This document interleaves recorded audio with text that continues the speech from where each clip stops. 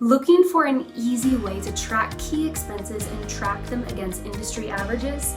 In this video, Kelly explains how to avoid profit killer number 4, not tracking key metrics, expenses, and benchmarks. Here's Kelly now. I'm excited to share all this information with you guys today because measuring revenue is one thing, but there's an old saying that says profit kills revenue kills and profit thrills. And if you guys have been around me very much, you know that I'm all about profitability, because profitability is what you get to take home with you, and that's where it's really all at. I want you guys to learn how do you create sales and income, but more importantly, how do you measure how you're doing so that you make profit and you actually are not in the non-profit business. You guys might not know this, but there is over a 70% failure rate in our industry because the margins are slim. And so that's where it's so important to know things like your percent of income of expenses, how to set up your chart of accounts correctly, how to track how you're doing, and then most importantly, how to correct that. You know, how to lower expenses, how to increase retention, and how to know when you're doing the very best that you can so you don't waste a lot of time and energy on that activity when you're already maybe as good as it can get. So that's what we're here to do today. So we have already done 3 topics. The first one was setting clear goals, revenue goals by profit center. That was a mistake that we see a lot. The second one was creating an annual marketing plan so that you can market the right services where you're getting the most margins in order to increase what? Profitability. That's what I'm all about. Profit, profit, profit, right? You don't want to work for free. You don't want to work for nothing, and you do want a return on your investment. Then last week we talked about a high conversion website or a conversion-based website, because that is the main part of your marketing strategy. Digital marketing is where it's at. That's what it takes to be successful. That means you've got to have a solid website. You've got to be in contact with your clients via email as well as social platforms, saying and doing the right things in order to convert those clients into patients coming in. And then that brings us to today. So today we are concentrating on how do you actually measure expenses. More importantly, how do you lower expenses? How do you structure your retail, your mix of services? How much retail is enough? How do you figure out what you should be selling more of and less of? We're going to talk about that. We're also going to really talk about that patient retention. You know, it costs 5 times more to get a new patient than to keep an existing one. But we focus on this industry so much on lead generation and more clients. When I ask a doctor or an owner what they need to do to take their practice to the next level, 9 times out of 10 their answer is I need more patients. 9 times out of 10 they don't need more patients. They need to market to their existing client base, because marketing and advertising has always been a numbers game, reach and frequency, top of the mind awareness. And that's that rule of 7 that we've talked about. And that's why we create a marketing plan, to be able to contact our clients via email, social media, videos, blogs, on hold. There's a lot of different ways that they need to hear your message before they respond.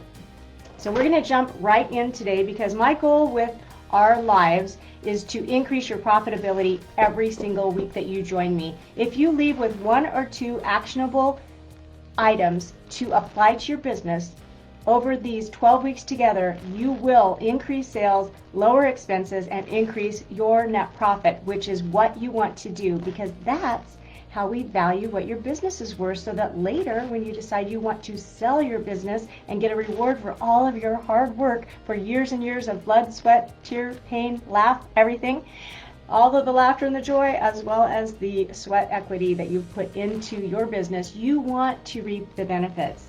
If you're thinking of selling your business in the next few years, make sure that you reach out to us, because we really want to talk about what to do those last couple of years to drive your multiples up. If you want to receive a couple free tools to help you with expense management and revenue measurement, leave us a comment leave us your information in the post below. We will reach out to you via Messenger and we will email them right to your inbox. So we are ready to get started. And thanks you guys for joining me. This is really fun. These impromptu lives are really a lot of fun for me.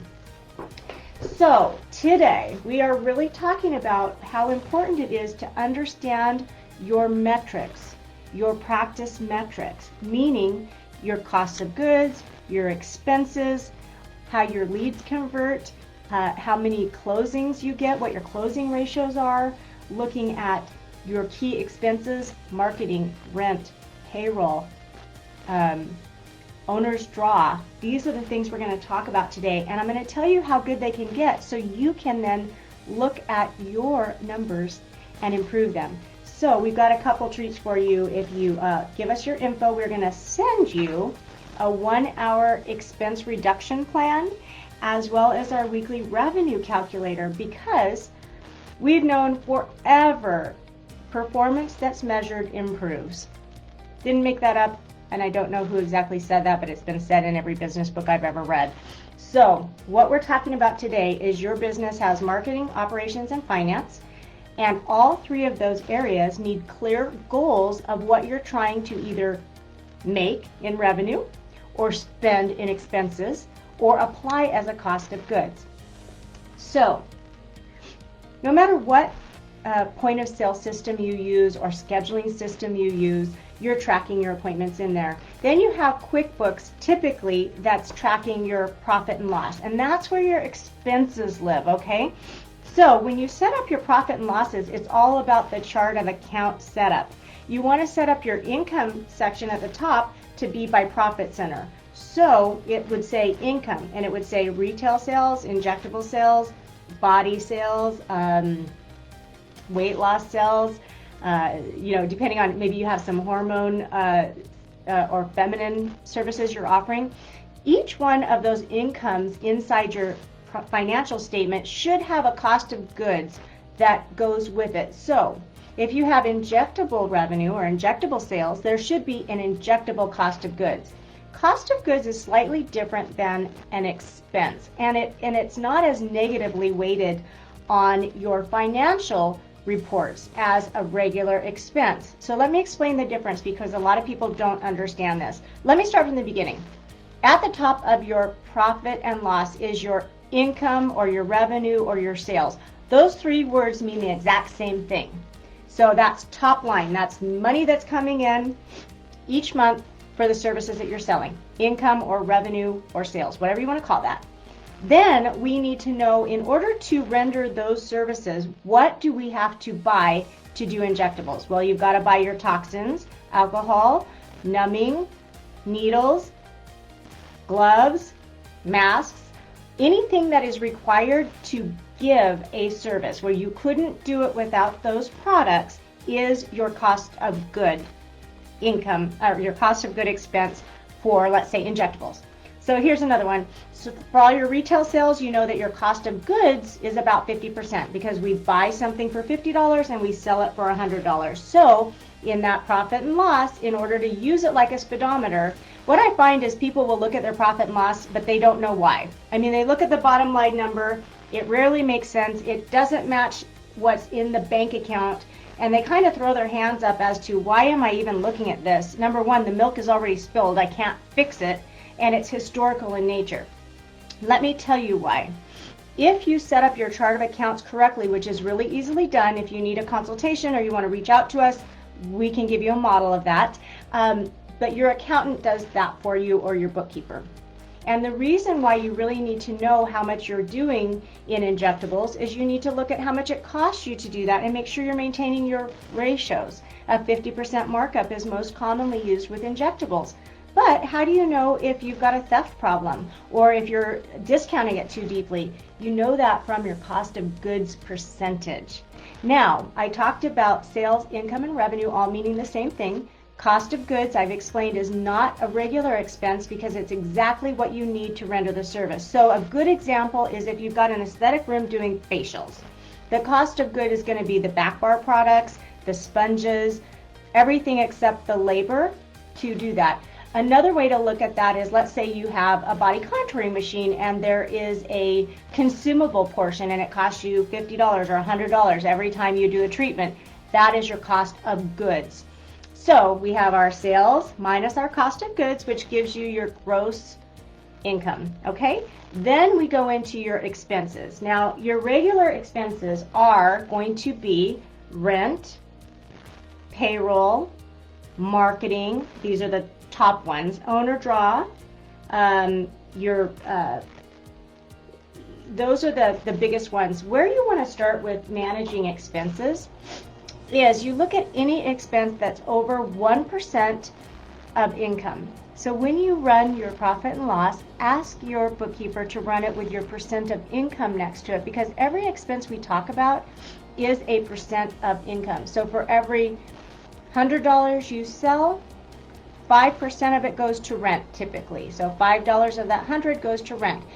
And when you do $1 million versus $100,000 a year, many of these ratios will hold, like the cost of goods, right? No matter if you do $100,000 worth of injectables a month, you're probably spending $50,000 a month to get your supplies, just your injectable supplies. So you'll notice that certain services have a higher cost of goods, and that's important because maybe you're not doing enough revenue to drive down that injectable cost another 5 or 10% based on your reward status, okay? These are things to know, because maybe you want to sell more of the things that you have the high profit margins in, where your costs are lower, and less of the ones that are really expensive. When you realize it costs $200 or $300 to run a machine, or some of the old ones like Thermage, where you'd have like a $1,200, $600 tip, you know, things like that. You need to keep that in mind with your pricing, and those are a cost of goods. So let's move into the first place to start is you do look at your profit and loss every single month, and you want to see things in a percent of income.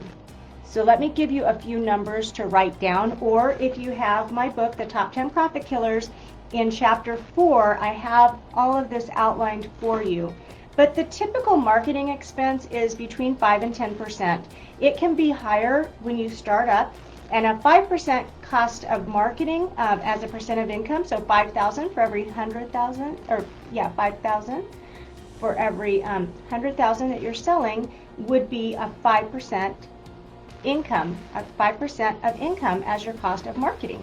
So like I say, when you do a startup, sometimes you can get even as high as 20% in the first couple months, and then you take that down. So a growth phase is going to be between 5 and 10% of marketing as an expense. And when you get to maintaining your market share and you just want to hold your market share, you're still going to be spending 5% of income on marketing.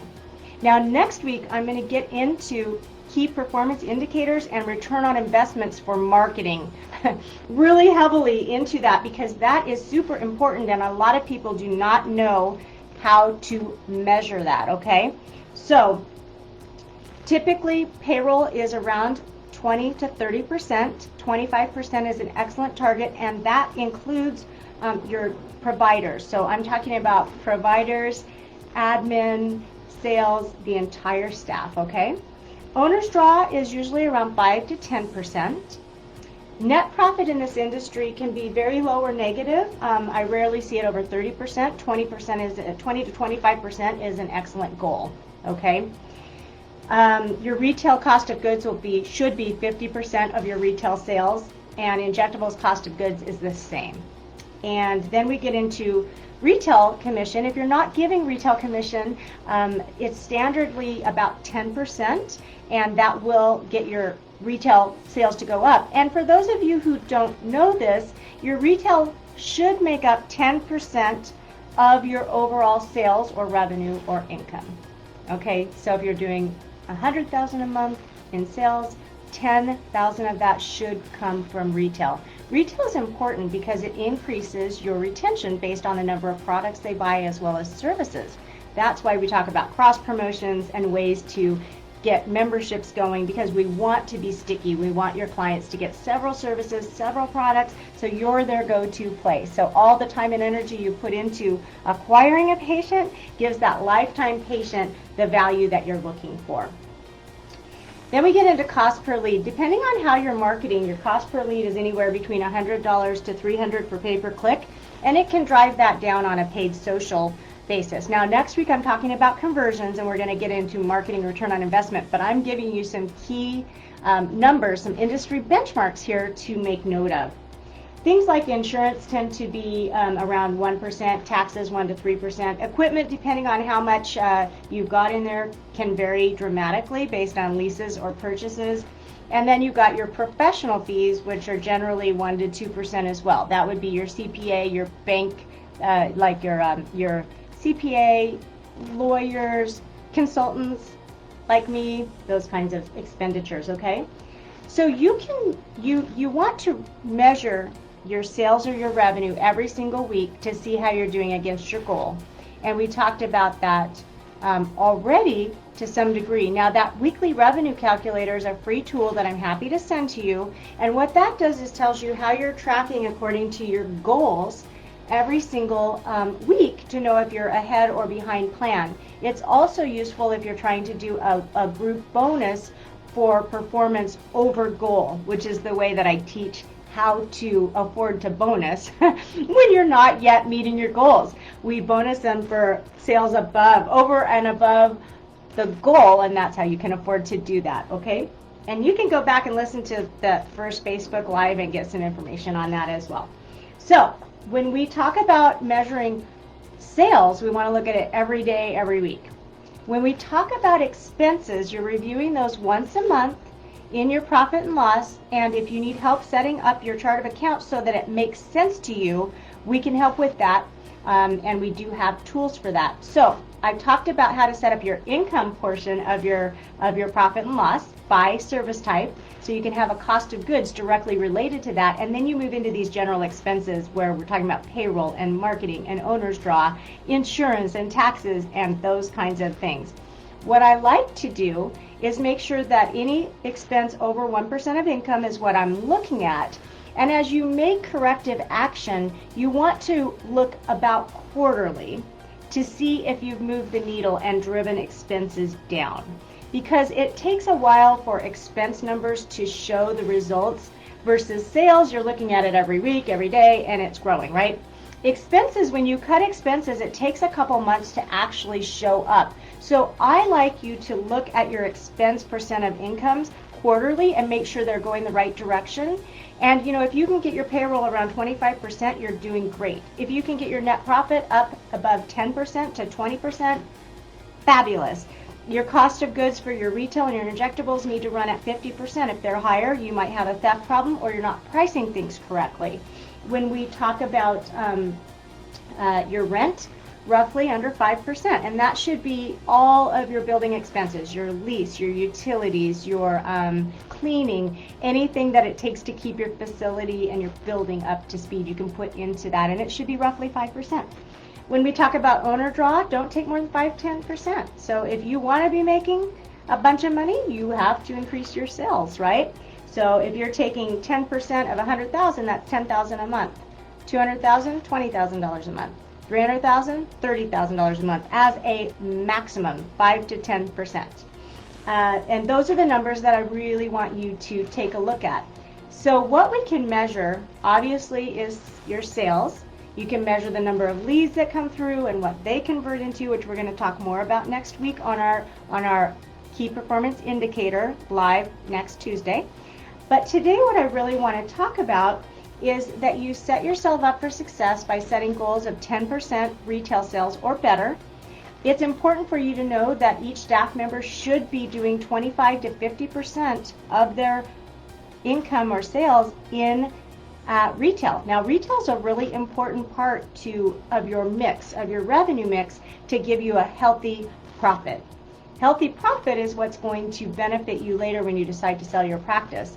And here's a very good tip. If you are thinking of selling your practice in the next 5 years, schedule a meeting with me because I need to give you some information. Number one, I will tell you set up a membership program. That is the reoccurring revenue will really drive your EBITDA ratios up, your multiples up, and we can talk about other ways to do that as well.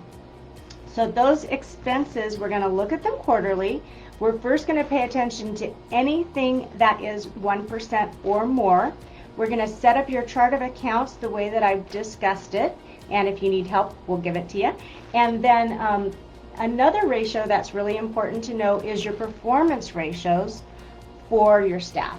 Okay, so if a staff member costs you $50,000, they need to create at least a 4x return on investment, meaning they need to provide at least $200,000 worth of services. And that might be an MA or even a laser technician at that kind of a ratio. When you get to providers, when you're talking about nurses, you're at a 5 to 7x of their cost. So if they cost you $100,000, they need to be creating $500,000 to $700,000 of revenue a year. If you are talking about a provider, you're at that 7 to 10x return on investment or multiple. So for every $100,000 that you pay them, they need to create about $1 million a year. And you'll see that as you go through. So when you're trying to decide how and what to pay people, it's important to know these industry averages and what sort of retention that they should have and what sort of volume that they should do to get the money they want. Because when you get into a conversation about a staff member or a provider wanting a wage increase, it's really good for you to know that they should be at a 5 or 7x of a esthetician, a laser technician, and that they should be doing at least 25 to 50% in revenue or in retail sales. You know, an esthetician without lasers should be a 1-to-1. For every $100 of facials, they should be doing $100 worth of product. So when you have just a straight esthetician, they are at a 1-to-1 ratio. When you have an esthetician with a laser and those more expensive procedures, typically 25% of their sales should be retail. Even with your injectors, 25%. So when you've got a master esthetician and they're doing a combination of aesthetics and lasers and all kinds of other services, we should really shoot for that 25 to 50% of retail sales. So I know I've talked a lot of numbers. They're all in the book. And we also have these in some of our courses as well. But what I want to explain to you is measuring is critical. So first we have to set the goal.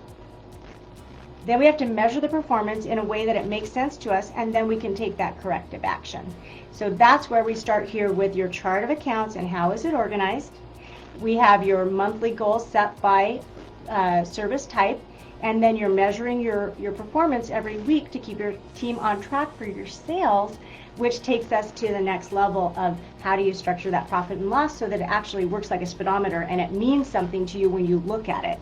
That's why if we separate what you're doing by profit type or by profit center, so you've got your injectables, you've got your lasers, you've got your feminine, you have your retail, then we have those cost of goods, so we know if you're running according to plan, which is critical because it's typically we focus only on revenue, and where the real profitable companies, what they're doing differently is they are looking at their expenses, they know what they should be, and they're doing an active plan to get them lowered or within the ranges of the industry.